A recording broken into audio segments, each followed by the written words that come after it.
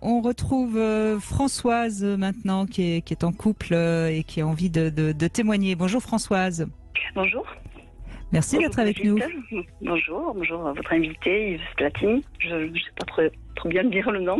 Non, mais je vous assure, il m'a fallu 2-3 ans pour arriver à le dire. Hein, donc vous êtes largement excusé. Alors, vous êtes en couple avec quelqu'un qui est plus sexophile que vous, hein, en quelque sorte, c'est ça? Oui, c'est ça. Eh oui. C'est ça, oui. Oui, oui, Alors, oui, Comment moi, vous vous débrouillez? Pardon? Comment vous vous débrouillez avec ça? J'essaie d'esquiver le plus possible, hein, mais c'est pas évident parce que ça crée des tensions. Mais bon, moi, j'ai jamais envie. Mais c'est pas d'aujourd'hui. J'ai toujours été comme ça. D'accord. Donc vous pourriez plutôt être sexophobe, vous. On est bien d'accord. Je sais pas ce que ça veut dire exactement. Donc, Ceux qui Non, n'aiment mais pas le sexe, ceux qui n'aiment pas voilà. la sexualité. Non, voilà, je peux vivre sans ça. J'ai pas besoin de ça. Je sais pas pourquoi, mais j'ai pas besoin de ça. Ouais. D'accord, bah, c'est votre droit le plus strict, hein, il n'y a pas de jugement de Évidemment. notre part. Sauf que au départ, vous lui avez dit ou bien vous vous êtes Non. un petit peu forcé? Oui. Oui, parce que j'ai écouté le reportage ce qu'a dit le monsieur avant. Il avait rencontré quelqu'un qui le faisait 3 fois par jour et nous, c'était ça. En fait, quand on s'est rencontrés, il m'a posé la question si ça me dérangerait pas. Alors, je dis non, mais sans trop savoir, en fait.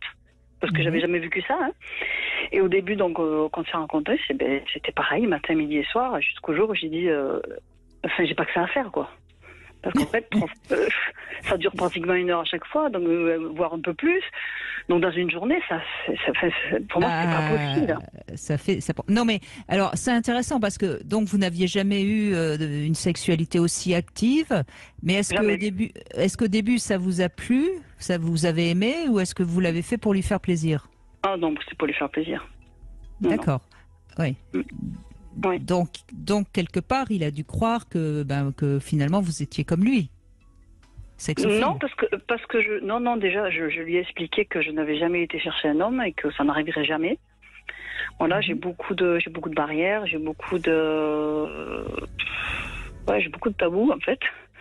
Voilà, donc je lui ai bien dit que c'était comme ça, que je n'irai jamais chercher un homme, qui s'attende pas à ce que j'aille vers lui. Ça n'arrivera jamais, ça n'est jamais arrivé, ça n'arrivera jamais. Il a accepté. Françoise, j'ai Oui. une grande question à vous poser. Oui.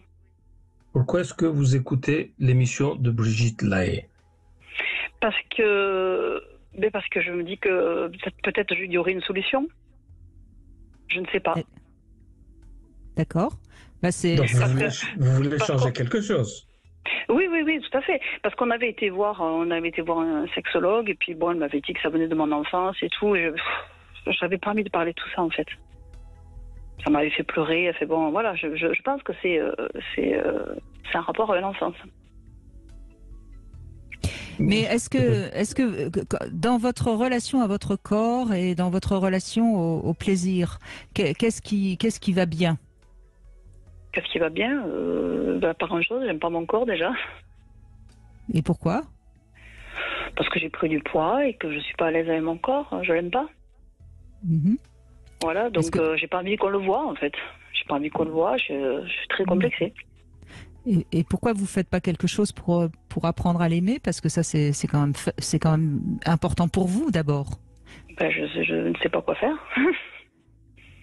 Je fais tout pour le modifier, pour l'améliorer. Voilà, je fais tout mon possible. Mais apprendre à l'aimer comme Alors, il est, je vais vous donner un secret, hein, Françoise. oui. Il faut d'abord aimer son corps et ensuite on peut le transformer. C'est pas parce que vous allez le transformer que vous allez l'aimer. Et ça, c'est vraiment essentiel. Que vous soyez grosse, que vous soyez grosse, maigre, belle, laide, ou je ne sais quoi, ça n'a aucune espèce d'importance. Si vous aimez votre corps, vous pourrez le modifier. Si vous n'aimez pas votre corps, vous n'y arriverez pas. Oui, mais comment faire? Eh ben, c'est juste être un peu plus indulgent avec soi-même et apprendre à s'aimer tel qu'on est. Parce qu'on est comme ça, on a été mis au monde comme ça, on est devenu comme ça pour des tas de raisons qui peuvent peut-être aussi faire écho à notre enfance. Mais je veux dire, il y a des gens.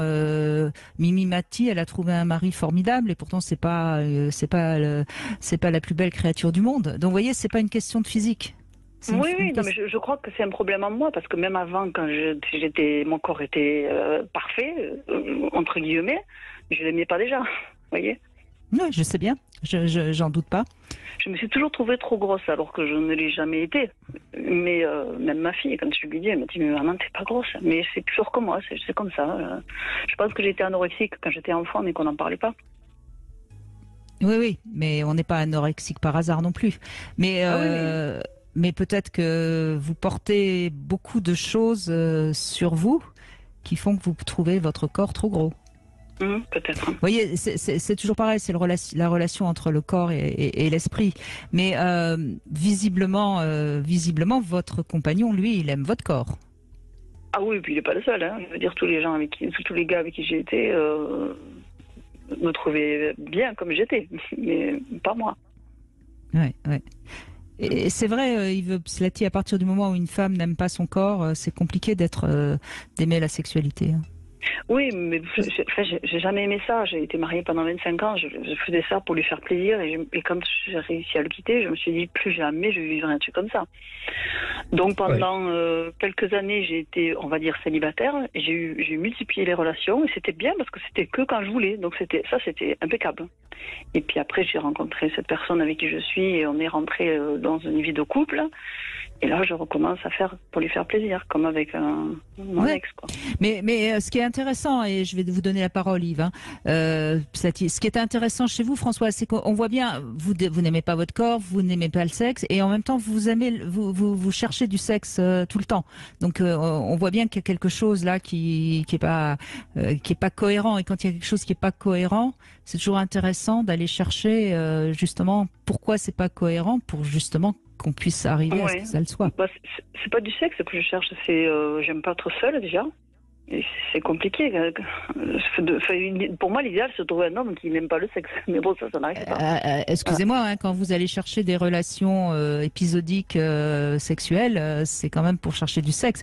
Alors, non, j'avais des relations, mais je ne cherchais pas ça. J'ai eu plein de relations avec des hommes avec qui je ne couchais pas.